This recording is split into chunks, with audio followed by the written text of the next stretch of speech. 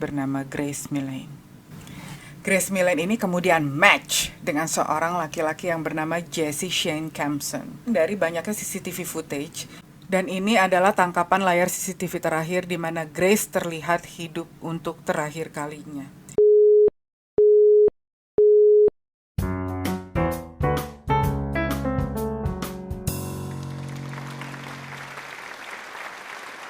Hai guys, kembali lagi bersama dengan aku si hoodie kuning, dan lihat di belakang ada kucingku yang sedang tidur gitu kan. Kali ini aku mau bahas tentang pembunuhan. Pembunuhan siapa? Satu wanita cantik dari Inggris bernama Grace Millane. Jadi awalnya Grace Millane ini adalah seorang wanita Inggris yang baru saja menyelesaikan studinya di University of Lincoln, Inggris. Ambil jurusan Advertising and Marketing. Grace Millane ini usianya 22 tahun, dia kelahiran 2 Desember tahun 1996, dan ternyata sebelum dia ke New Zealand, dia itu udah jalan selama 6 minggu ke South America. Nggak terjadi apa-apa tuh guys, aman-aman tuh. Nah, pada tanggal 20 November tahun 2018, sampailah dia di negara New Zealand. Nah, kemudian pada tanggal 30 November tahun 2018, dia sampai di kota Auckland, tempat dia ketemu dengan satu laki-laki yang bernama Jesse melalui aplikasi Tinder. Nah, di malam tanggal 1, Grace Millane ini kemudian match dengan seorang laki-laki yang bernama Jesse Shane Campson. Ganteng, tinggi, dan super charming. Jadi Jesse ini ternyata belakangan diketahui bahwa pekerjaannya itu adalah seorang bartender guys. Dia pernah jadi bartender di Sydney. Jadi orang ini tuh memang sudah terbiasa bicara dengan orang, jadi public speakingnya tuh bagus banget dan dia kelihatan ramah. Hal ini dibuktikan dari banyaknya CCTV footage yang didapatkan di seputaran daerah di Auckland, yang mana tempat Grace dan si Jesse ini jalan dan ngedate pada saat itu. Gua akan coba untuk mengurut-urutkan waktunya ya guys ya. Ini adalah CCTV dari lobby hotel tempat Grace Millane itu keluar dari hotelnya dia. Dan kemudian ini adalah CCTV Jesse itu lagi nunggu, ya kan. Jamnya kurang lebih sama, hampir jam 6 sore di tanggal 1 Desember 2018. Dan ini adalah footage di Sky City yang mana mereka baru banget ketemu. Ini jamnya agak ketutup sedikit, itu jam 17.46. CCTV berikutnya adalah di area bar Blue Stone Room yang mereka itu terlihat ngobrol sama bartendernya dan ketawa-ketawa gitu guys. Jadi kalian harus tahu ya guys ya, kalau si Jesse ini itu orangnya sangat-sangat polite dan dia itu bayarin semuanya. Waktu pas di bar itu dibayarin sama Jesse. Terus habis itu mereka mau makan nih. Seperti yang kalian lihat, mereka masuk ke restoran Meksiko itu jam 7. Berarti mereka tadi tuh di bar sekitar 1 jaman gitu. Ini tuh mereka saat masuk ke dalam kafe. Dan Jesse ini orangnya ramah banget tuh. Dia malah jalan duluan daripada pelayan kafe tersebut, kayak udah tahu tempatnya gitu ya guys. Waktu menunjukkan pukul 8:30 malam, yang mana mereka keluar dan tetap Jesse ini yang bayar. Gentleman sekali ya. Dari situ bisa terlihat kalau Grace ini udah mulai kesem-sem gitu kayaknya sama si Mas Jesse ini, karena udah minum dibayarin, makan dibayarin, terus dia ramah, dan gak cuman sama dia, ramah juga sama bartender, sama waitress gitu. Menyenangkan lah orangnya. Setelah dari restoran Meksikan itu, mereka langsung berjalan ke Blue Stone Room, balik ke tempat yang tadi. Tapi masuknya ke dalam, ke barnya yang di dalam itu, bukan di luar. Dan seperti biasa ya, begitu Jesse masuk, dia tuh langsung menyapa gitu para pekerja yang ada di sana. Kayak kenal banget sama orang-orang ini. Setelah mereka sempat duduk-duduk santai, sekitar jam 9-an, Jesse itu minta izin mau ke toilet gitu. Nah, di sini tuh udah bisa kelihatan kalau si Grace ini udah nempel-nempel banget lah pokoknya sama Jesse. Sekitar pukul 21.40, salah satu CCTV di jalanan di kota Auckland menangkap Jesse dan Grace itu sedang berjalan menuju ke hotelnya Jesse ternyata. Jadi yang tadi itu adalah CCTV dari jalanan yang di pinggir hotel tempat Jesse menginap. Karena ini adalah CCTV di saat mereka memasuki lobi hotel dan waktunya itu hanya berbeda sekitar beberapa detik guys. Dan ini adalah tangkapan layar CCTV terakhir di mana Grace terlihat hidup untuk terakhir kalinya di dalam lift hotel tempat Jesse menginap. Oh iya, by the way, hotel tempat Jesse menginap ini dan tempat Grace ditemukan dalam keadaan hidup adalah The City Life Hotel. Dan City Life Hotel ini menurutku adalah hotel yang sangat bagus gitu loh. Rate-nya sekitar $120 per malam. Jadi bukan hotel-hotel kayak Oyo gitu atau Bobo Box. Lanjut ya. Nah, Jessie ini kemudian tertangkap kamera CCTV pada pukul 8 pagi di City Life Hotel sendirian. Lalu Grace-nya kemana? Mungkin dia mau ngambil breakfast ya guys ya. Ternyata enggak, yang dia lakukan itu adalah dia pergi ke toko untuk beli koper. Dan itu tertangkap CCTV di kamera tempat toko tersebut jam setengah 9 pagi. Beli koper yang gede banget. Koper paling besar yang ada di tempat itu. Setelah itu dia terlihat kembali ke hotel untuk balikin kopernya kayaknya. Taruh dulu kopernya, habis itu dia jalan lagi. Sibuk banget ya si Jessie ini pagi-pagi. Jam setengah 9 pagi, dia terlihat ada di supermarket. Beli apa tebak guys? Beli Porstek buat bersihin lantai kayaknya. Kemudian dia kembali ke hotel dan sepertinya dia mau bersih-bersih dulu kali ya. Pada hari yang sama jam setengah 11 siang, dia turun lagi dari hotelnya kemudian pergi naik Uber. Kemana dia pergi? Dari CCTV di dalam mobil pemilik Uber tersebut, Bapak Kumar, itu terlihat kalau si Jessie ini kayak agak nggak tenang gitu guys. Kayak nggak tenang gitu, terus dia buka jendela kayak orang pusing gitu.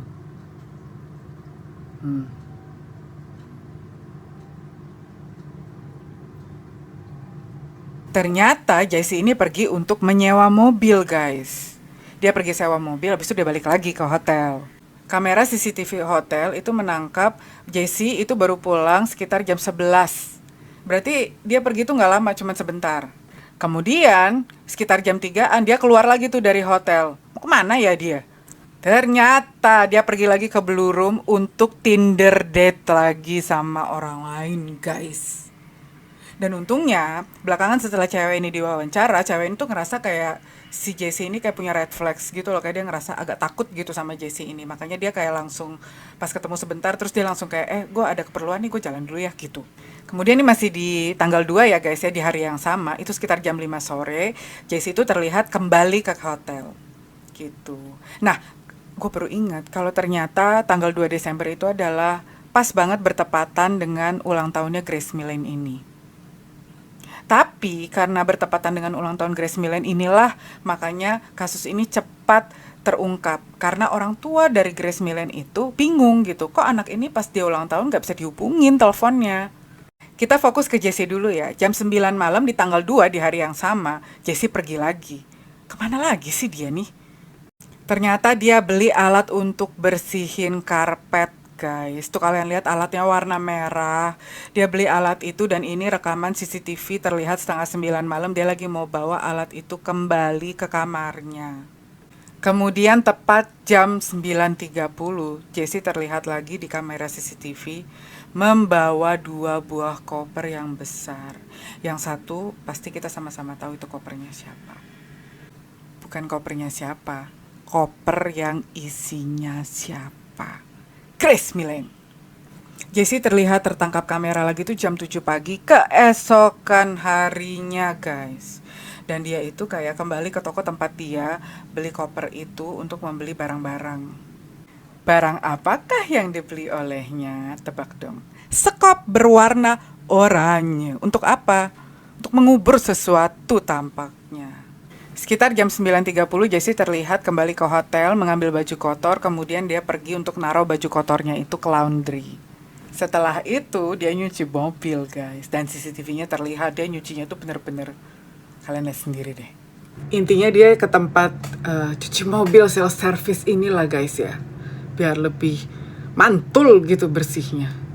Setelah itu gue fast forward ya ke yang paling penting itu di tanggal 5 Desember yang mana Jessie ini membuang barang-barang Grace di taman. Jadi ada tong sampah di Taman Albert Park itu sama dia dibuang di situ. Lucunya Jessie ini tuh masih nginep di hotel itu guys. Dia tuh gak kemana-mana, masih stay di City Life Hotel itu, belum pindah. Dan pada tanggal 6, polisi itu datang ke hotel itu untuk mencari tahu tentang Jessie. Kenapa?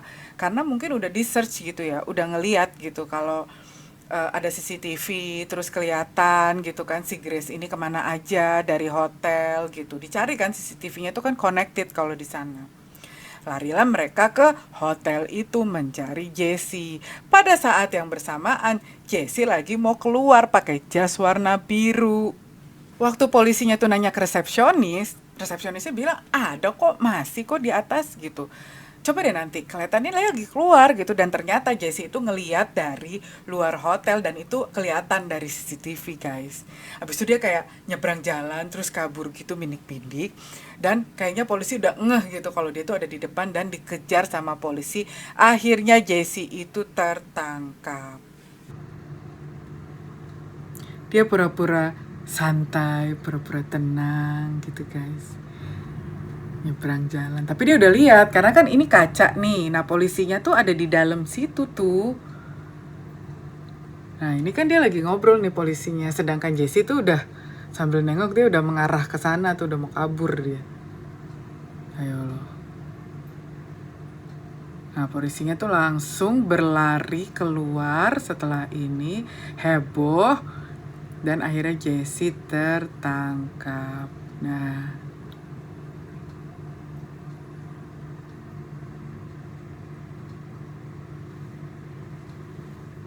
Nah, footage-nya itu sebenarnya berhenti sampai di sini, guys.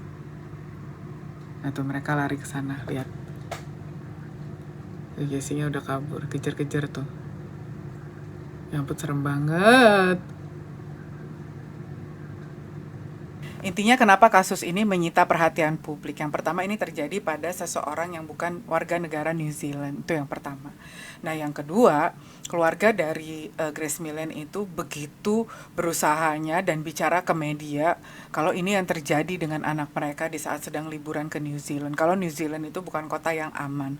Kalau ada pembunuh yang mungkin saja jadi pembunuh berantai yang datang ke sana gitu loh. Nah, sayangnya publik di New Zealand itu nggak terlalu peduli guys, karena pemerintah sana itu memang menghadapi para pelaku kejahatan tuh sama mereka tuh ditutupin identitasnya. Kenapa? Yang pertama, negara mereka itu tidak percaya akan hukuman mati dan tidak memperbolehkan hukuman mati. Siapapun yang berbuat kejahatan itu apabila terlihat mereka itu remorse atau ada merasa menyesal, itu diberikan kesempatan kepada negara gitu. Jadi nggak ada hukuman mati di sana. Hukuman paling lama itu ya seumur hidup gitu kan di sana. Itu pun udah parah banget. Dan terjadi sama Jessie ini di saat dia diadili pun mukanya ditutupin. Bahkan di saat berita-berita itu ada di media, nama dia pun nggak ada gitu loh.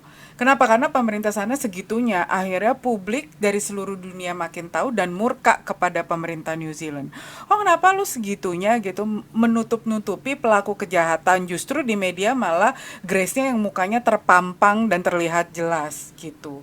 Akhirnya pemerintah dari New Zealand ini menunjukkan siapa identitas Jessie yang sebenarnya. Jadi dia ini adalah seorang bartender dan pernah kerja di Sydney. Jadi Jessie ini kelihatannya baik-baik aja guys. Jadi menurut Jessie yang terjadi adalah mereka itu melakukan hubungan secara sadar, tapi kemudian Grace-nya ini tuh tiba-tiba sakit gitu dan meninggal.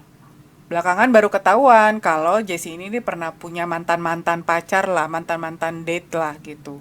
Dan mantan-mantannya ini semua bilang kalau Jessie ini suka melakukan kekerasan di saat melakukan hubungan gitu.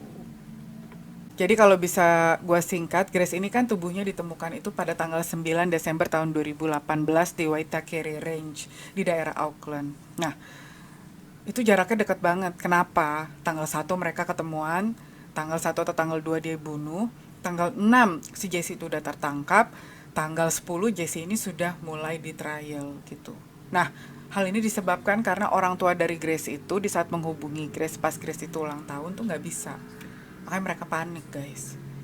Kalau nggak begitu mungkin lebih lama lagi Grace ini bisa ditemukan dan mungkin aja Jessie ini udah nggak nginep lagi di hotel itu. Tambah susah dia dicari. Dan ku kasih tahu ya guys sama kalian, walaupun kalian membersihkan bekas darah itu, tapi polisi itu punya cairan yang namanya luminol, itu cairan chemical. Ya, yang bisa menyala di saat ada bekas darah di situ walaupun sudah dibersihkan. Nah, ini adalah yang terjadi, kalian lihat kamarnya dan bekas darahnya gitu ya. Dan si Jesse ini masih saja tidak mengaku. Luar biasa. Namun ternyata korbannya Jesse ini bukan cuman Grace, guys. Jadi ternyata ada korban-korban lain, tapi mereka tuh nggak sampai meninggal gitu ya. Tapi yang jelas Jesse ini menyakiti. Jadi begitu berita ini ke blow up ke media, banyak sekali korban-korban dia dari dating-dating sebelumnya itu yang melapor ke polisi. Akhirnya pada bulan November tahun 2019, Jesse ini dihukum untuk kasus Grace saja. Itu dianggap sebagai pembunuhan berencana, pemerkosaan, dan menutupi atau memberikan alibi gitu. Akhirnya dia dihukum seumur hidup tanpa parol atau tidak bisa mengajukan banding selama 17 tahun ke depan. Itu adalah hukuman terberat di New Zealand. Mungkin kalau ada hukuman mati, mungkin dia dihukum mati, si Jesse itu. Intinya ya guys, kalian harus berhati-hati di saat kalian itu kenalan sama orang melalui sosial media platform, melalui dating apps, melalui apapun itu. Harus hati-hati karena kita nggak akan pernah tahu kita akan berhadapan dengan siapa. Kemarin gue baru aja baca berita, dan berita itu menceritakan tentang seorang wanita yang pergi ke dokter karena mulutnya tiba-tiba bawahnya tuh ada gatal-gatal. Ternyata dokternya bilang itu adalah Kuru disease. Itu adalah penyakit yang disebabkan karena tertular oleh seseorang yang biasa mengkonsumsi daging manusia. Luar biasa. Ini akan jadi cerita selanjutnya. Si Hoodie Kuning pamit dulu. Terima kasih guys. Jangan lupa like, subscribe, dan komen.